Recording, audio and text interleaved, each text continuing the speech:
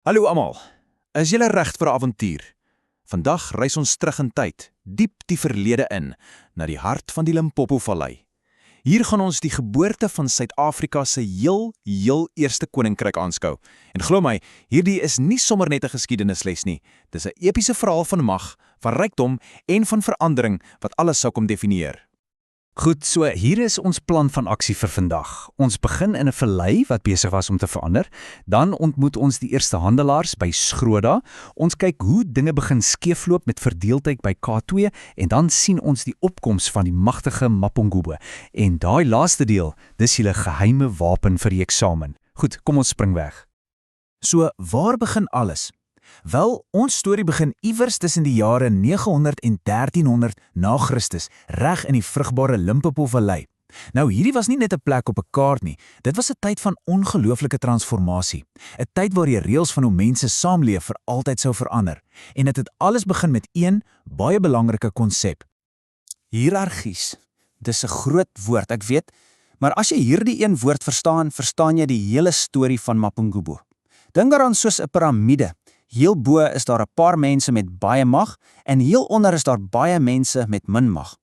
Jy sien, voor hierdie tyd was dinge baie meer gelyk. So die groot vraag is, waar het hierdie mag skielik vandaan gekom?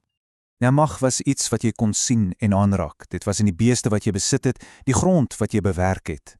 Maar die regte superkrag, dit was beheer oor handel. Want sien, wie ook al die vloei van goud in die woor beheer het basies die hele samelewing beheer. Dit het gelei tot die opkoms van konings.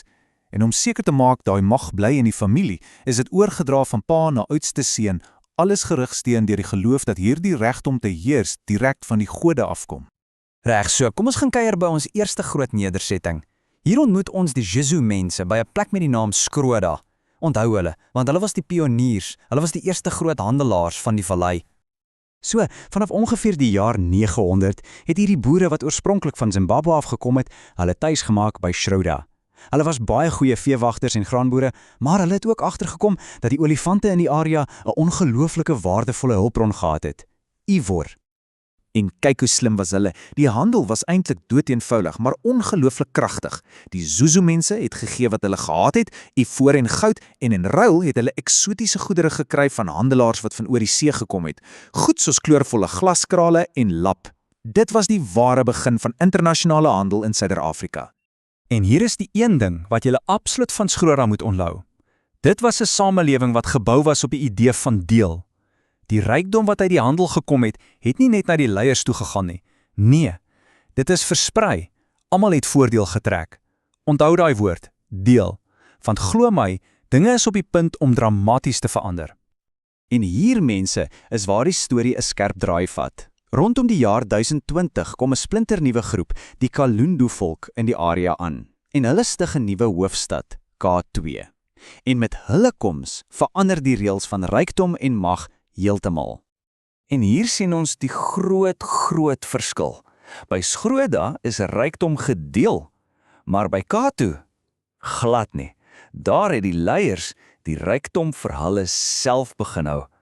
En net daar word sosiale klasse gebore. Vir die heel eerste keer was daar 'n duidelike lyn tussen die ryk elite en die gewone mense. Die mense van K2 was ongelooflik talentvol. Hulle het koper en yster bemeester en hulle het selfs die ingevoerde glaskrale gesmelt om hul eie unieke krale te maak.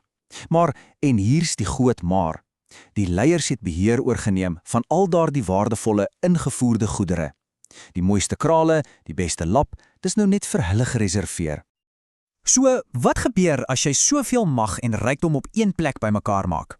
Wel, dit groei en dit lei tot die volgende logiese stap. 'n Nuwe, groter en baie meer indrukwekkende hoofstad was nodig vir die nuwe, hiërargiese samelewing. Welkom by Mapungubwe. Brand hierdie datum vas in julle geheue, plus minus 1220 na Christus. Hoekom? Want dis die jaar toe die groot skuif na Mapungubwe begin het. 'n Absolute keerpunt in die geskiedenis van ons land. So, hoe presies het dit gebeur? Dis eintlik 'n baie eenvoudige oorsaak en gevolgstorie.